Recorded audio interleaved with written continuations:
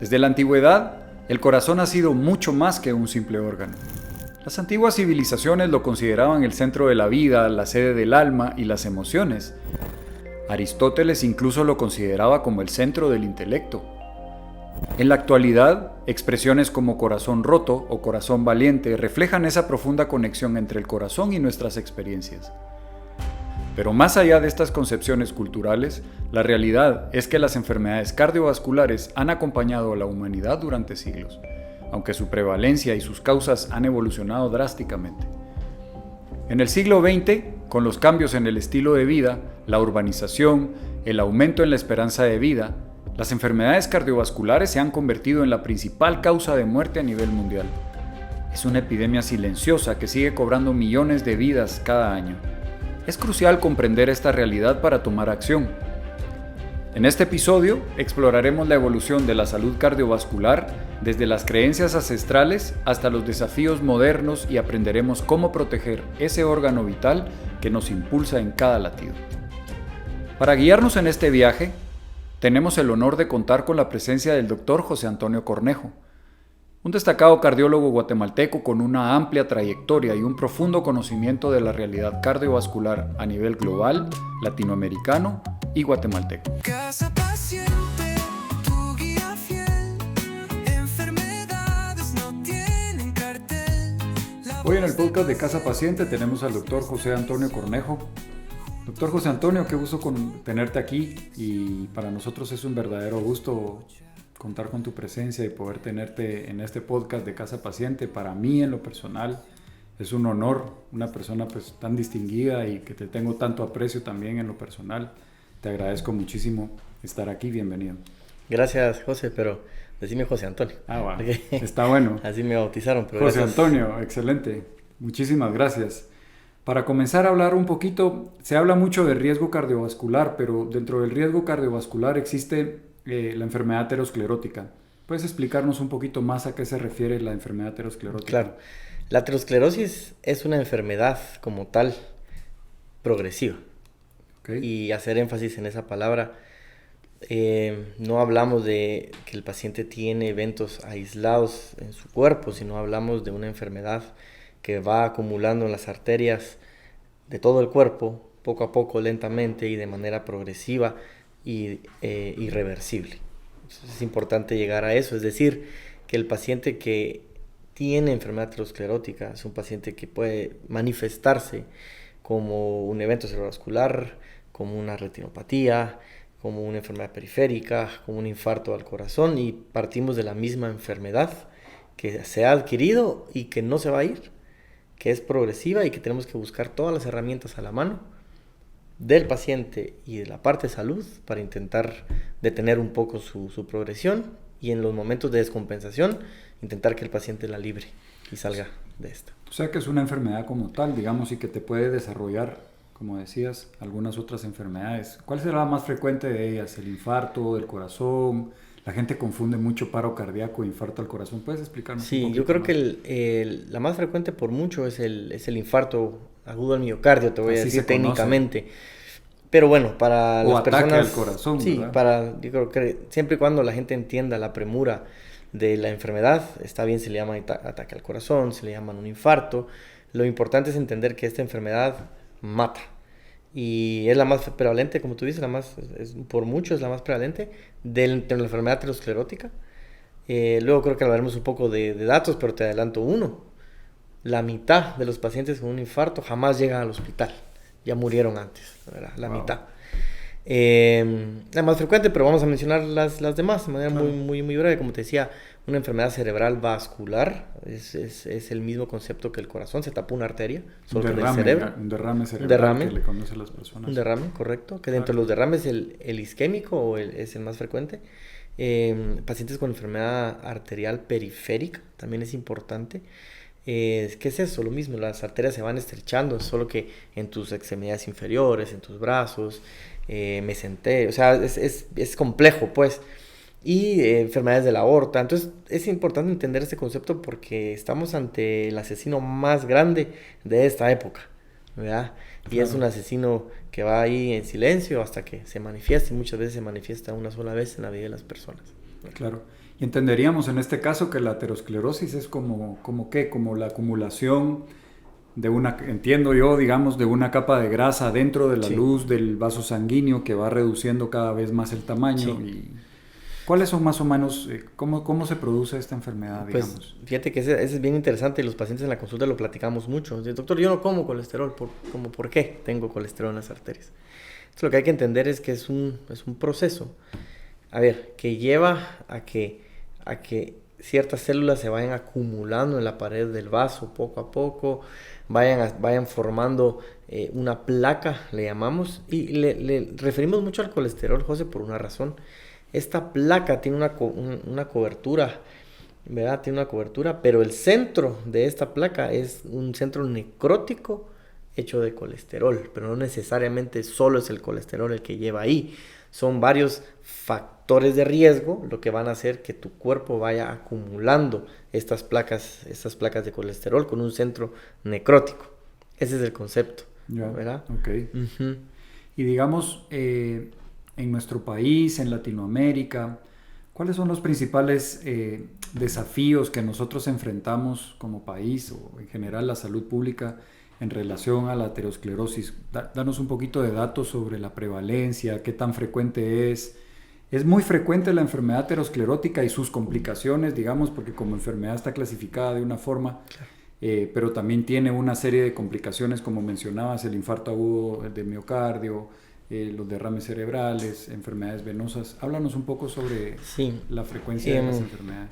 Bueno, yo creo, no sé si está bien hablar de los factores de riesgo antes de hablar de esto, pero simplemente solo para aclarar un poquito a lo que está llevando la conversación, para que alguien acumule estas placas, digamos, los factores de riesgo más frecuentes, invariablemente en los estudios van a ser 4. La hipertensión arterial, la diabetes, el tabaco y colesterol alto en sangre. Okay. Las 4 van a ir. Por aquí hay unos estudios que hablan también del tema de sedentarismo y estrés, pero vamos a dejar estas 4 clásicas. Estas 4 es el trigger para que tu cuerpo empiece a acumular esas placas de colesterol en las arterias, ¿verdad? Sin olvidar lo que me estabas preguntando, es la enfermedad más, a ver, dentro de la mortalidad general, vamos a llamarse en general, ¿qué se muere la gente? Claro. Aquí en el mundo, la primera causa es el infarto del miocardio. En Guatemala también En es Guatemala la también. causa de muerte Sí, más frecuente. sí, desde el año, 2017 empezamos a trabajar con mi equipo de investigación, que actualmente es el mismo equipo que vamos a hacer una fundación. Empezamos a trabajar en números, porque nos dimos cuenta que el Ministerio Público, pues, como tú dices bien, clasifica las enfermedades en diferentes rubros, pero no logra unificar. Nosotros desde 2017 ya predecíamos con los números que ya teníamos que era la primera causa, pero el ministerio a partir de 2021 ya lo pone dentro de sus reportes como la primera causa de muerte en Guatemala. La primera causa de muerte general, imagínate, mortalidad general. Y eso que hay subregistro, digamos, de casos. 1, que hay su registro. Y 2, quiere decir que si la enfermedad se presenta principalmente en adultos arriba de 65 años, que no es la regla, Okay. Quiere decir que hay más muertos de estos pacientes arriba de 65 años que desde que una persona nace hasta que muere en el país. O sea, es muy importante, ¿verdad? Sí. Sí. Importante tomar en cuenta, digamos, que ya estamos en en una curva epidemiológica que nos compara igual a que otros países desarrollados. O sea, hay un mito a veces de pensar que hay otros países que tienen algunos, digamos, factores de riesgo diferentes como la alimentación, etcétera, que desarrollan esta enfermedad con más frecuencia que nuestra población, pero qué bueno aclarar, digamos, que no necesariamente es de países desarrollados que tienen otro estilo de alimentación. Y bueno, hablando un poquito de los factores de riesgo, nosotros en este programa dividimos, como generalmente se dividen los factores de riesgo, en unos que son modificables y otros que son no modificables, digamos, ¿verdad? Entonces, no modificables, como siempre hablamos, edad, el sexo, la raza, etcétera. ¿Puedes hablarnos un poquito más y extendernos un poquito más sobre los factores de riesgo de enfermedad cardiovascular? Sí. Respecto al comentario previo, bien importante que dijiste es cambiar el mito de que ya no estamos en la misma epidemiología que estábamos hace unos años. Pero hay un problema, José, lo que me preguntaste al inicio, ¿cuáles son los retos? Estamos teniendo, y lo diré esto de la manera con más cariño que pueda. Por favor. Pero estamos teniendo enfermedades muy costosas, es decir, de países muy ricos, en un país que no termina de serlo. Correcto. Entonces ese es un gran reto, porque entonces tenemos que ocuparnos de las mismas enfermedades infecciosas que ya estaban y que no se han ido, Claro. más esta gran ola de enfermedades crónicas que están puestas y que su coste es muy alto y que nos agarró en un sistema de salud que no está preparado para el tratamiento. Eso es el reto. En cuanto a los factores de riesgo que me preguntabas, es importante que por supuesto que hay factores no modificables, que es algo que pues no, como tú dices, no lo podemos cambiar, ¿no? Mucho eso tiene que ver, por ejemplo, no sé si tú conoces algún caso, pero con la genética, por ejemplo. Y yo siempre interrogo mis pacientes que tienen infarto, que son hombres, interrogo su línea de hombres para arriba. Entonces, ¿a qué edad murió su papá? ¿De qué murió? Si es que se murió, pues si se infartó, ¿de qué se infartó? Hermanos hombres. Y tú vas trazando una línea bastante clara de pacientes. Hay una influencia directa sí, de la genética sí la hay, en el pero desarrollo de enfermedad. Claro que no es una herencia, ¿verdad? No es un autosómico dominante ni nada que ver, pero sí es un factor de riesgo que vas a tener y ese no lo puedes quitar. Ese no lo puedes quitar. Asimismo, hay poblaciones a nivel mundial que esto se va a cantar más por una población que otra. Eso está. Ahora, los factores no modificables, los modificables, perdón, ese es el problema también, porque esos no solo nosotros nos los imponemos, sino que nos encantan, ¿no? Entonces es un tema importante. Hay un estudio, de hecho, no me voy a meter a eso tanto, pero hay un estudio que se llama infarto. Los autores dividieron en infarto en pacientes con factores no modificables y en pacientes con factores modificables. SMORF le llaman, como pitufos, ¿no? Okay. Entonces es interesante porque los pacientes que tienen infarto con factores de riesgo no modificables, su mortalidad también es altísima.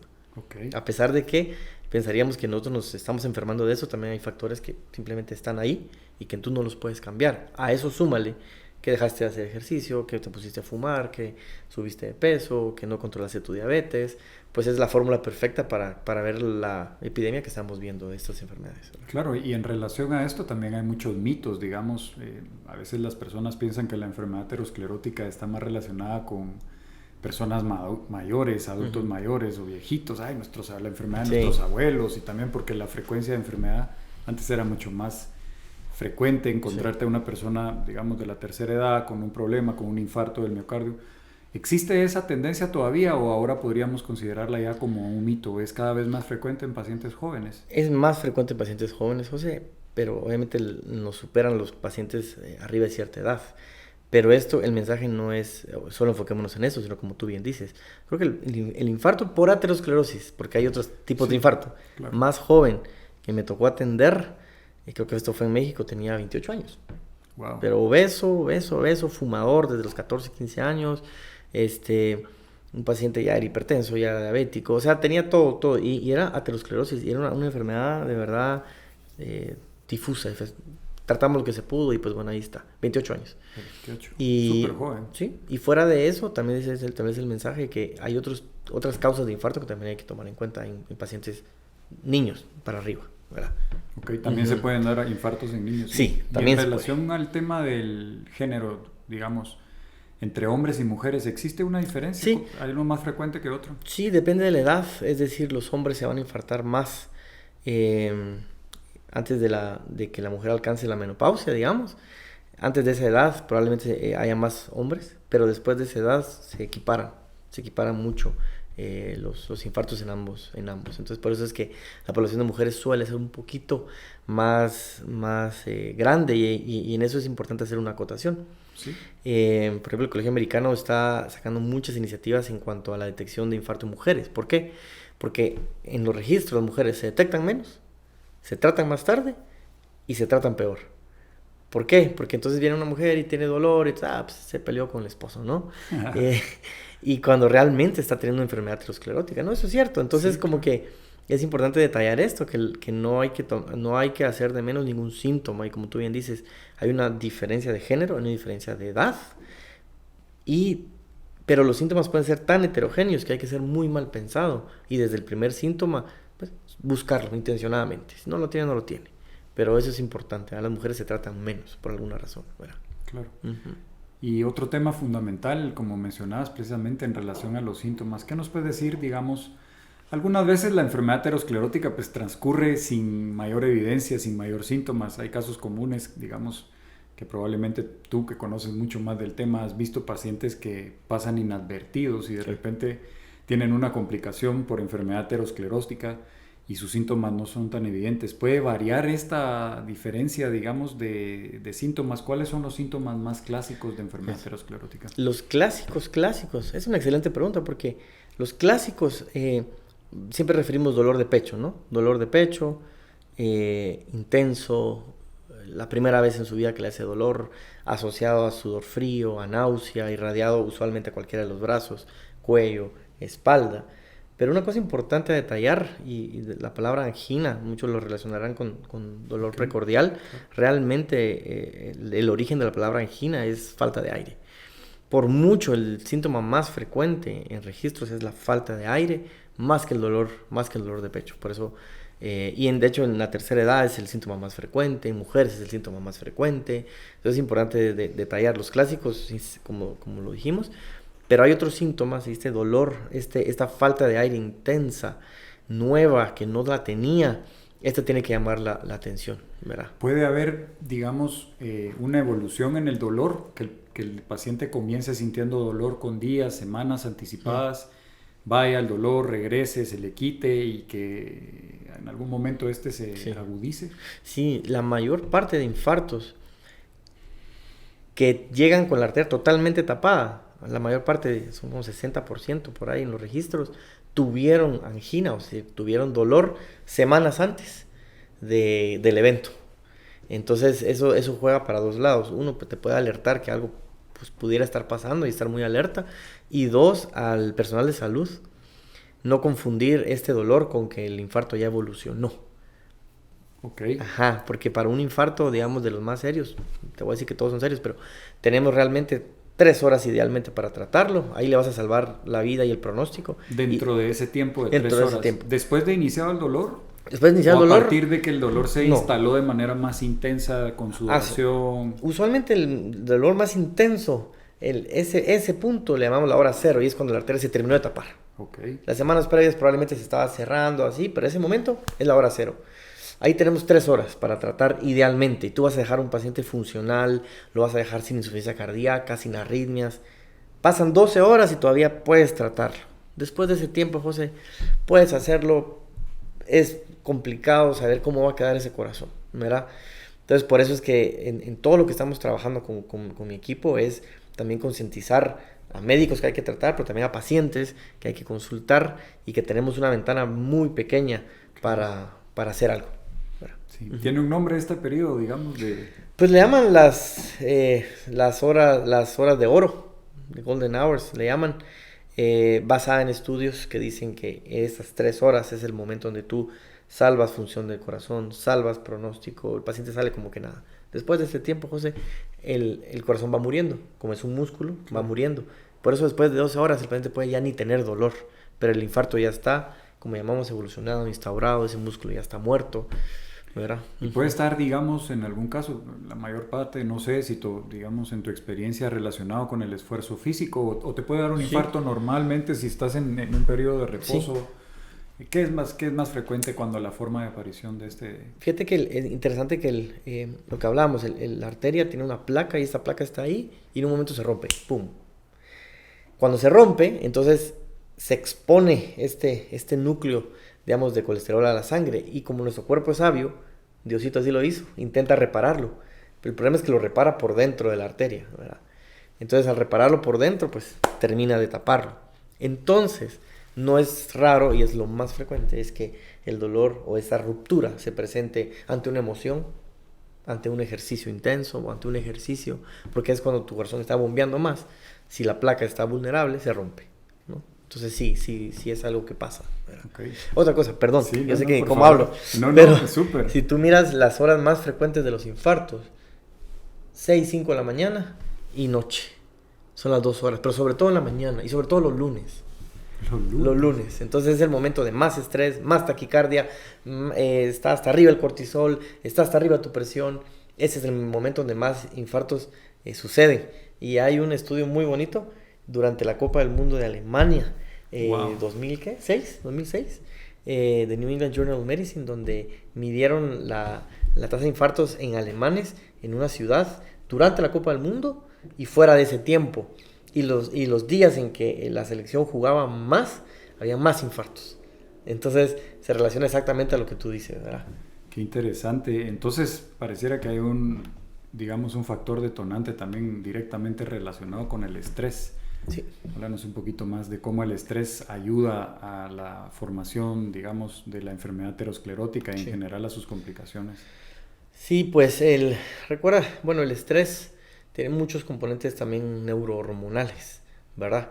Neurohormonales donde lo mencionaba ahora, ¿no? O sea, el cortisol se sube, tu tensión se eleva, la frecuencia cardíaca se eleva, pacientes que no es lo ideal, bajo, a ti te tocó vivirlo, pero que que no dormimos por turnos, por tal, claro. O gente que hace estos turnos, eso es veneno para el corazón, claro. La falta de sueño, ¿no? Es terrible. La falta de sueño es terrible, el paciente que no duerme, pues se levanta ansioso, el paciente que no duerme come más, el paciente sube de peso, el paciente anda con la tensión alta. Entonces, el estrés realmente tiene muchas cascadas que a través de los años te van a pasar factura. Por eso te decía al inicio, son 4 factores de riesgo que no vas a fallar, y algunos estudios ya el estrés / sedentarismo, claro, es uno de los factores que también existe y está. En general en las enfermedades, ahí leí un artículo hace un tiempo que decía que está presente casi en el 85% del desarrollo de la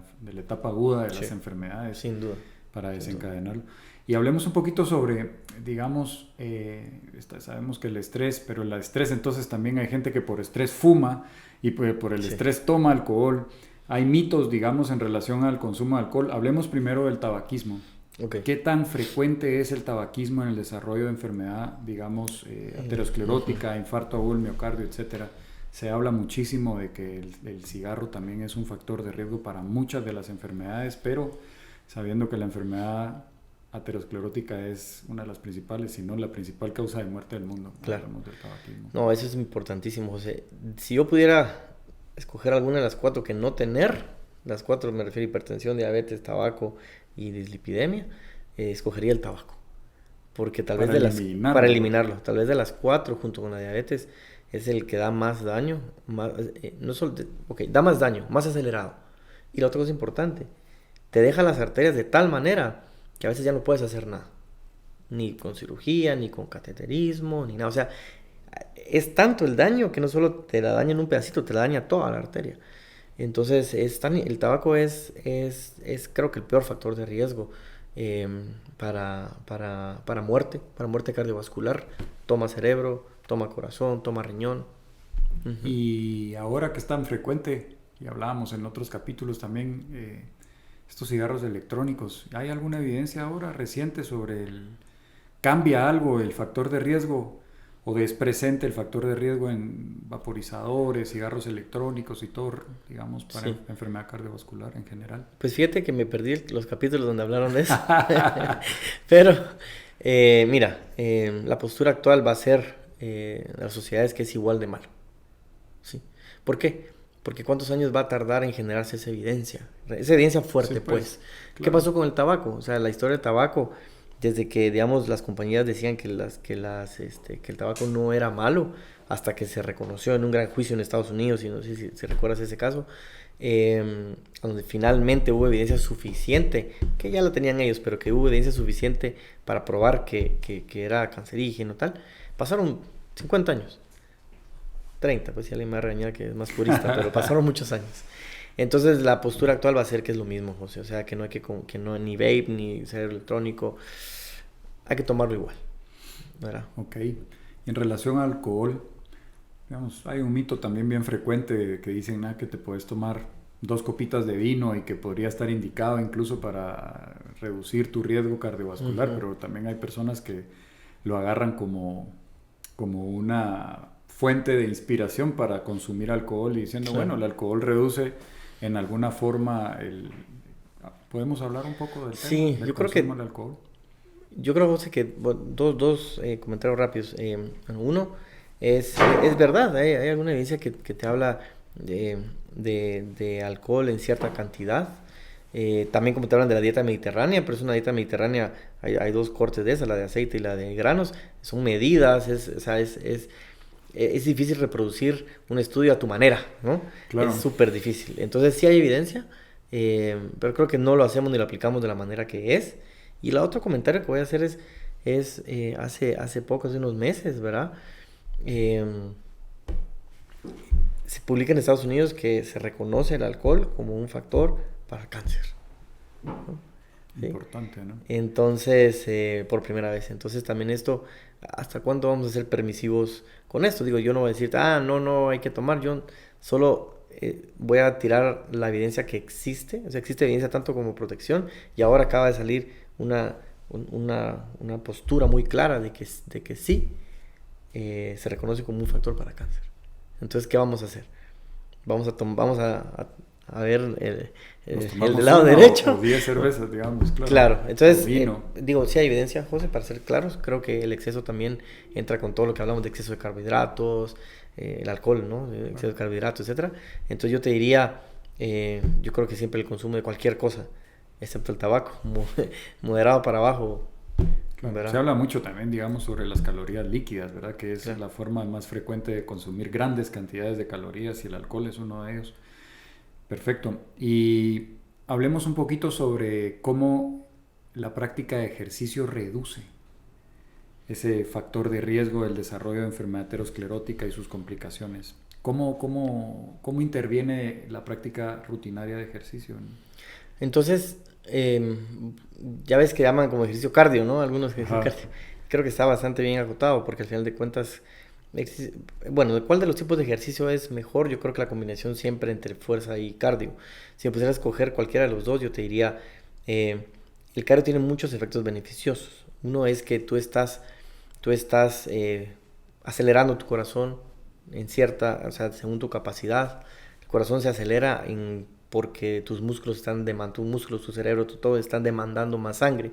Entonces necesariamente tiene que latir más fuerte y más rápido y eso hace que tus arterias, que por ahí están medio haraganotas, reciban volumen y se estén dilatando y encogiendo en todo el cuerpo. Eso hace que tus músculos requieran más sangre, por lo cual se dilaten. Eso también va a hacer que al mismo tiempo pacientes con resistencia a la insulina, por ejemplo, la glucosa se capta en los músculos, entonces ese músculo hipertrofiado va a captar mejor y más eficiente la glucosa. Entonces, realmente tiene una cascada de beneficios muy, muy importante el ejercicio cardiovascular. Tiene muy importante porque está manteniendo tu corazón en actividad, tus arterias dilatándose, tus músculos recibiendo más, tu mente va a estar más alerta.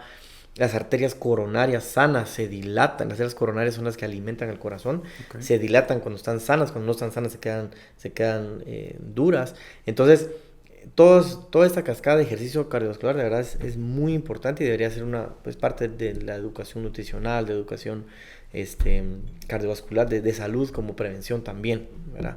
Okay. Sí. Perfecto. Y para cerrar este segmento particular de la entrevista, danos un dibujo, digamos, de un narrativo de una persona con enfermedad aterosclerótica que está desarrollando un tipo de infarto. ¿Cómo se presenta? Y la importancia, ya lo hablamos, yo sé que ya lo hablamos, la importancia de acudir pronto a un centro de atención, a que se le pueda tratar a ese paciente, pero otra vez me gustaría, porque creo que es una cosa muy importante, que el paciente detecte a tiempo, a veces por miedo, a veces por la gente se siente cohibida, no asiste a los centros asistenciales cuando tiene alguna sintomatología de este tipo de enfermedad. ¿Cómo se presenta más o menos, si tuvieras que dibujar a un paciente modelo? Yo sé que los pacientes varían mucho entre cada uno, pero si tuvieras que dibujar un evento clave o una persona con un evento clave, ¿cómo se presenta para que la gente y las personas que nos escuchan lo tengan en cuenta? Mírame, te pongo un ejemplo real, ¿no? Paciente 50 años, diabético, se controla más o menos, dejó de fumar hace 5 años, es hipertenso, no se controla, había estado teniendo algunos dolores, lo voy a poner en presente. Está teniendo dolores de hace 2-3 semanas, una molestia en el pecho que no progresa nada. Y a su esposa le dijo, oye, vamos a consultar, ¿no? Y él dijo, no, tranquila, esto va a pasar, esto es aire, ¿no? Va a tomar omeprazol y tal. Ese paciente se levanta un día, va a trabajar, camino al trabajo, un dolor intenso, un dolor que le hizo recordar que se podía morir, que mucha gente te dice, doctor, yo pensé que me iba a morir. Es un dolor que se le irradió, en este caso, al cuello, a la espalda, sudor frío, y dijo, no, esto ya, ¿no? Llegó a su trabajo, sus compañeros le dijeron, no, tranquilo, esto es gastritis, ¿no? Preguntale a aquel tuvo gastritis, le dieron algo ahí para la gastritis, 2-3 horas sigue igual, se fue a un hospital, el hospital lo reciben y dice, no, tranquilo, eso es gastritis, le vamos a dar a Malox tomado, ¿no? Ahí pasó el paciente, otras 2 horas, a alguien se le ocurrió hagámosle un electro, ¿por qué no? Y en el electro muestra que tiene un infarto agudo, ¿no? Entonces, en ese centro no tienen cómo tratarlo. Entonces deciden... ¿Es frecuente eso? Sí, por eso te lo estoy contando de esa manera, porque lo más frecuente es que consulten a la vecina, ¿no? A la tía. Después es que consulten y de pronto al doctor Simi. Perdón, no puedo decir esos nombres, ¿verdad? No importa, hay que ponerle un pip ahí. No, está bien. Lo más frecuente es que que consulten a un lugar que no tenga la capacidad para hacerlo y asumen que no es. Y lo retienen ahí hasta que a alguien se le ocurrió que sí era algo importante y después lo mandan. La media de consulta, en los datos de nuestro equipo, que están publicados también, si lo quieren ver, la media en Guatemala para la consulta son alrededor de 5 horas. Hablamos que las primeras 3 horas es cuando más te puedes salvar. La media en Guatemala son 5 horas. ¿Por qué? Porque ya pasó con uno, pasó con otro, pasó con tal. Entonces ya te lo mandan a ti al hospital, tú lo recibes y dices, señor, esto es un infarto. Y hay que entrarle ya. Entonces, en las mejores condiciones se entra. Hay maneras de entrar menos invasiva, por la mano, por ejemplo. Entramos, abrimos la arteria, colocamos un stent, sale ese paciente, pero como nos tardamos tanto, llega intensivo y cuando le hacemos el eco su función está en 20%, lo normal es arriba de 50-55%. Claro. Entonces es un paciente que se salvó, afortunadamente, está vivo, pero su vida ahí en adelante va a ser muy difícil, ¿verdad? Hay muchos tratamientos para esto, si ya sabemos que el tratamiento es caro, ahora va a tener que tomar 8 medicamentos si quiere estar bien.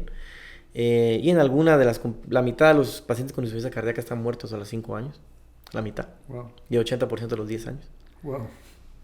Ese es el panorama. Sí, es catastrófico. Ese es el panorama, sí sobrevivió. Y la otra mitad, te decía, la mitad nunca llega al hospital. Entonces, ese es el caso clásico, el paciente que medio está controlado, que ya tuvo síntomas, que no le pone la importancia o no conoce también, o no conoce que esto puede ser peligroso. Claro. Por ahí lo entretienen, llega después y pues bueno, esto es lo que se hace. Okay. Y por el otro lado, digamos, un paciente que sí se dé cuenta que le está pasando esto, y obviamente dentro de este podcast, pues es un podcast meramente educativo. Uh-huh. Con esto no pretendemos, digamos, indicar a nadie ningún tratamiento, pero digamos que sí identificas en ese momento que te está dando una enfermedad cardiovascular. Estás en tu casa, sabes que el camino, probablemente te tengas que ir caminando, te tengas que ir en bus, llamar un taxi, no sé. ¿Qué puedes hacer en tu casa en ese momento? ¿Hay alguna acción específica que tú puedas tomar para tratar de, podría decir, de reducir el impacto de la enfermedad en lo que te trasladas o en lo que llegas a un centro de atención especializado? Mira, sí. A ver, es bien aventurado, como tú dices, decir, sí, claro, por decir eso, algo, porque igual, quizás una úlcera y te voy a indicar igual aspirina. Igual le puede salvar la vida a alguien, ¿no? Claro. Pero bueno, sí. Lo primero es buscar cómo irse a un lugar a consultar. Y lo segundo que se indica de cuando no tenés nada más y tienes que trasladarlo es tener 3 aspirinas de 100 miligramos, metértelas a la boca, masticarlas y se absorbe más rápido y con eso empezás el tratamiento. Pero es bien aventurero decirlo, pero sí, es importante, como tú dices, sí, ¿verdad? Sí, digamos, al final recordemos que vivimos en un país con una, digamos, muy poca capacidad de acceso. Sí. Y principalmente puedes llegar a un centro de atención, pero no hay cómo atender esa enfermedad en ese momento. No hay, digamos, personal calificado, probablemente no haya medicamentos. Y me llama mucho la atención hablar de esto porque también hace unos días justo estaba hablando contigo de la experiencia tan increíble que es que bajo tu dirección o bajo tu liderazgo se abrió una de las primeras clínicas en Guatemala hace un tiempo en un hospital nacional, en el Hospital San Juan de Dios, para la intervención cardiovascular de pacientes con infarto agudo del miocardio. Así que también quiero felicitarte y agradecerte en nombre de todas las personas a las cuales han beneficiado. Cuéntanos un poquito más sobre esta unidad. Gracias, José. Pues ese es uno de mis sueños parados ahí en 6 paredes, son 6. ¿Qué es esto, José? Es cuando estábamos, cuando estaba fuera del país, una de las principales... yo regresé a este país para armar el Sistema Nacional de Infarto. La sala es solo un pedacito entre el rompecabezas, pero la necesitábamos. Entonces, cuando regresé a Guatemala, la idea era tener un lugar donde se puedan tratar este tipo de enfermedades de emergencia, para las personas que no tienen acceso a ellas. Entonces, con los datos que ya habíamos hecho de estudios previos, pudimos convencer a las autoridades de que era urgente, así como lo estamos platicando ahorita. Claro. Ya nos estamos muriendo de esto. ¿Dónde están los números? Pues aquí están, ¿no? Claro. Aquí están. Y ya con esos números empezamos la sala de cateterismo. Afortunadamente acabamos de cumplir 2 años, con un equipo muy sólido dentro, no solo clínico, sino equipo de enfermería y equipo de investigación también. Ya llevamos 550 casos, un poquito más, 550 casos. La mayor parte son infartos, ¿verdad? Y pues ese es el proyecto, pero como yo siempre lo digo, ese solo es el pedacito de rompecabezas necesario para un sistema que es el que hay que armar, ¿verdad? Perfecto. Pues bueno, y hablando un poquito más, y ya llegamos a la parte final, digamos, de la conversación sobre infarto agudo, enfermedad aterosclerótica. También hay muchas preguntas de las personas en relación a un tema que probablemente sea también un área de mucha expertise tuya, que es las enfermedades de las válvulas del corazón. Específicamente vamos a hablar de soplos. ¿Puedes decirnos en grandes rasgos qué es un soplo y cuáles son los principales signos de alerta que una persona podría decir cuando le dicen tiene un soplo? ¿Se debe preocupar? ¿Hay tratamiento? ¿Qué tan grave es, digamos, cuando las personas hablan de soplos? Perfecto. El soplo, para hacerlo general, es lo que el médico escucha a través de su estetoscopio. Ahora, ¿qué hay debajo? ¿Qué sopla? Eso es lo importante. Entonces, en el corazón pueden soplar válvulas enfermas, pueden soplar agujeros de nacimiento que nunca se cerraron, pueden soplar rupturas de ciertas cavidades, pueden soplar grandes vasos que también tienen ciertas enfermedades. Entonces la respuesta sería, José, el soplo simplemente es una traducción clínica de algo que está adentro. ¿Qué es lo que está adentro? Es lo que hay que averiguar. Entonces aprendimos un concepto que se llama soplo inocente en niños. Es un soplo inocente, ahí déjalo. Sí, pues 20 años después, corazón dilatado y no se detectó a tiempo. Entonces mi mensaje sería, cualquier soplo hay que investigarlo, siempre hay que investigarlo, ¿verdad? Hay que ir con un cardiólogo, ya sea pediatra o un cardiólogo de adultos, dependiendo de la edad del paciente. Y hay que hacer los exámenes pertinentes, que creo que por ahí vamos a platicar después, que era lo que se tenía que hacer, pero bueno, un ecocardiograma de inicio es una buena manera de agarrar la mayor parte de soplos, te lo vas a explicar con eso. Pero sí hay que consultarlo, ¿verdad? Ok. Y bueno, para mantenernos un poco actualizados también, tú eres especialista en cardiología intervencionista, ¿sí se dice? Sí, es correcto. ¿Puedes compartirnos más o menos cuáles son los últimos avances que hay en este campo que obviamente logra salvar tantas vidas en una enfermedad tan catastrófica? ¿Qué es lo último que has visto? Se habla de corazones artificiales, células madre, cateterismos. Háblanos un poco. Gracias, José. Entonces la cardiología intervencionista lo que hace es pues precisamente pues, hacer intervenciones cardíacas sin abrir al paciente, te voy a decir así. O sea, accedemos al cuerpo por ya sea venas o arterias, dependiendo de qué vayamos a tratar, por las manos o por las piernas. ¿Y qué es lo nuevo? O sea, bueno, ¿qué es lo que ha ido evolucionando? Pues las angioplastías, que eso llamamos pues son pues colocación de stents en las arterias coronarias de los pacientes, cada vez con imágenes más novedosas, ultrasonido intravascular, tomografía intravascular, también la tenemos y la usamos. Terapias de modificación de placas, eso también es algo que está muy, muy en boga ahorita para lograr abrir casi cualquier arteria, aunque esté muy calcificada.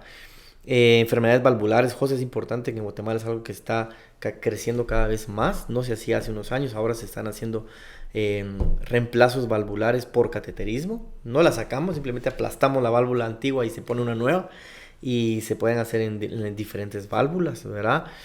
Bueno, casi todas las válvulas se pueden hacer. Me preguntabas un poco de eso de corazón artificial, pues sí, células madre. Células madre hay evidencia muy mixta y la verdad es que heterogénea, te voy a decir, quizás suena mejor. Es decir, no ha habido un mayor avance en cuanto a regeneración de infartos, por ejemplo. Tú vas a leer artículos de ciencia básica diciendo que hay ciertos avances, pero en la práctica clínica no es algo en ese momento indicado, ¿verdad? De corazón artificial, pues está lo que llamamos terapias de soporte o de soporte mecánico cardíaco. Entonces hay diferentes dispositivos que lo que hacen es mantener al corazón en lo que se recupera, en lo que se trasplanta o en lo que paliativo. Okay. ¿No? Entonces en Guatemala recién se empezó. Entonces ya se puso la primera experiencia. Te contaba un poquito antes de empezar la plática. Paciente muy joven, 18 años, con una miocarditis fulminante. Entonces, ¿qué es lo que hace esto? El corazón se va a recuperar. Lo que pasa es que a veces ya no nos da tiempo de vida para que se recupere. Entonces se colocó un dispositivo que se llama ECMO, que es una circulación un dispositivo de circulación extracorpórea que saca la sangre, la oxigena y la vuelve a meter al cuerpo, en lo que el corazón empieza. Y Hasta así parece ciencia ficción. Sí, y así ese paciente salió y hace poco nos mandó una foto celebrando su cumpleaños en San Martín. Qué interesante. Ahí tampoco tenía que decir, ¿verdad? Las marcas. En una panadería muy famosa. Córtale, ¿verdad? Sí. No, perfecto. Digamos, y en términos generales, José Antonio, muchísimas gracias. Ha sido una plática muy interesante. ¿Cómo le podrías, si yo soy un paciente y quiero saber cuál es mi estado cardiovascular en relación al riesgo de aterosclerosis y el desarrollo de sus complicaciones y las enfermedades asociadas a la aterosclerosis, ¿cómo puedo yo saber cuál es mi estado actual? Si fueras un paciente, ¿qué le dirías para que se anime a tener algunas estrategias de prevención y diagnóstico temprano? Yo le diría que la mayor parte del tiempo estamos a tiempo de recobrar, no retroceder lo que ya está, pero sí recobrar una salud cardiovascular de aquí en adelante. Como te decía, y por eso siempre hago énfasis, la aterosclerosis está y es progresiva, pero hay terapias que la pueden frenar y muchas de esas son, como hagamos ejercicio, como hagamos una buena alimentación. Entonces consultar a tiempo es muy beneficioso, porque tú cuando llegan a la clínica con prevención cardiovascular, yo les digo, vamos a ver en dónde estás parado ahorita, y hacemos diferentes estudios que van más allá de los laboratorios. Hay muchos estudios que se pueden hacer para detectar las enfermedades cuando están en sus estadios iniciales, empezarlas a tratar, pues para evitar la progresión. Yo te diría que consultar a tiempo quizá es lo más importante. Sí, digamos, en la mayor parte de los casos, y probablemente digamos, la mayor parte de los pacientes tienen miedo de acudir para saber cuál es su estado actual. ¿Qué les dirías en ese sentido? ¿Cómo pueden tomar valor para enfrentar precisamente? Y el diagnóstico temprano tiene mucho que ver con la mortalidad también. Sí. Fíjate animarlos a que acudan, a que se tomen, digamos, esa fotografía del momento y sepan, bueno, cuál es mi estado cardiovascular. Sí, yo te diría que la manera de animarlos quizá es decirles que hay un momento, una ventana que tienes en tu corazón y en tus arterias, que es una ventana preciada que no hay que dejar pasar. Fuera de esa ventana, muchos pacientes encuentran desenlaces fatales y muchos otros sobreviven en estadios complicados. Entonces, que esa ventana no la suelten. Puede ser a tus 30, a tus 40, a tus 50, a tus 60, pero es una ventana que hay que cuidar mucho para poder pues, evitar las complicaciones de que hemos hablado, ¿verdad? Okay. Sí, tomar, digamos, también acción, como decías, en la dieta, en la práctica de ejercicio, nuestros hábitos, nuestro estilo de vida, el tabaquismo. Pues bueno, ha sido una plática muy interesante, José Antonio. ¿Dónde puede la gente ubicarte, encontrarte, conversar contigo y saber un poquito más sobre si necesitaran atención, digamos, poder encontrarte tu consulta, etcétera? Gracias, José. Pues nosotros estamos en una unidad que se llama Unidad de Cardiología Intervencionista. La fundamos nosotros, así que esperamos que todos los valores dentro de esa clínica sean muy éticos, que esa es una que yo instruyo mucho a mis estudiantes, que eso es lo que debe ser. No sé si tengo que decir el teléfono. No, sí, por favor. Bueno, es importante. Pues si alguien quisiera igual saber cómo está esto, ya sea una intervención o de su estadio cardiovascular basal, pues el teléfono de la consulta es 3771-3439. Y pues lo que hacemos es, dependiendo de en dónde esté el paciente o qué necesidad tenga, pues para allá se va dirigiendo, buscando siempre lo mejor, ¿no?, que el paciente necesite. En lo personal también, digamos, yo estoy muy agradecido y creo que tus intervenciones son fantásticas, porque te lo digo precisamente en lo personal, pues me ha salvado la vida y para mí ha sido una cosa muy importante. Recomiendo muchísimo, digamos, una persona tan profesional como tú, y agradezco muchísimo la participación en este podcast. Ya estamos casi terminando la plática. Te quiero agradecer muchísimo estar aquí y de nuevo colaborando con nosotros, y a todas las personas pues, que se puedan comunicar contigo, saber que están ante un gran profesional con una gran capacidad y que tiene, digamos, además un trato muy humano y digno de reconocer. Te lo quiero agradecer, así que muchísimas gracias por José. estar en este podcast. ¿Puedo decir algunas palabras de Sí, último? por Ya. favor. Pues mira, bueno, primero agradecerte por la invitación. La verdad es que es importante los espacios de difusión donde uno pueda hablar de esto, romper muchos mitos. Yo quisiera decir dos mensajes importantes, ¿no? Uno es al personal de salud, que a mí me toca no solo convivir con mis residentes y pues enseñarles. Y lo que siempre les digo, y ojalá que llegue a muchos oídos, es que ya nuestro sistema de salud, público, privado, lo que tú quieras, seguro social, ya tenemos que dejarnos de comparar con los vecinos y ya dar ese salto de calidad y empezar a generar atención, tecnologías, investigación que esté al alcance y a nivel de cualquier otro lugar del mundo. Eso es muy importante, como decirle al residente, pues al médico, que no se conforme, ¿no? Que hay muchísimas cosas por hacer y que creo que es ya el momento de hacerlo, ¿verdad? De dar ese salto. Y a los pacientes, pues esta es una de las enfermedades que nos está matando, la que más nos está matando. Entonces, igual, si alguien ha tenido una experiencia con un paciente infartado o sabemos que a nuestra familia a alguno le pasará, Seguramente. no rendirse, hay muchas cosas que hacer también. O sea, buscar las maneras y los canales correctos para tratar a los pacientes. Y si alguien no te está dando la solución, pues hay que buscar a quien sí te dé la solución. Bueno. Muchísimas gracias. Pues este podcast precisamente pretende eso, educar, pretende llegar a las personas con información confiable. Muchísimas gracias por tu intervención. Si usted padece de alguna enfermedad o alguno de los síntomas mencionados por José Antonio, especialista en cardiología, intervencionista, por favor no deje de acudir a los servicios, acuda temprano. La prevención es la mejor de las estrategias para evitar una muerte temprana. Agradecemos muchísimo tu participación, José Antonio. Ha sido un gusto tenerte aquí. Nombre de la orden. Y por favor, si este capítulo les gustó, síganos en nuestras redes sociales. Esto fue el podcast de Casa Paciente. Nos vemos en el próximo capítulo. Casa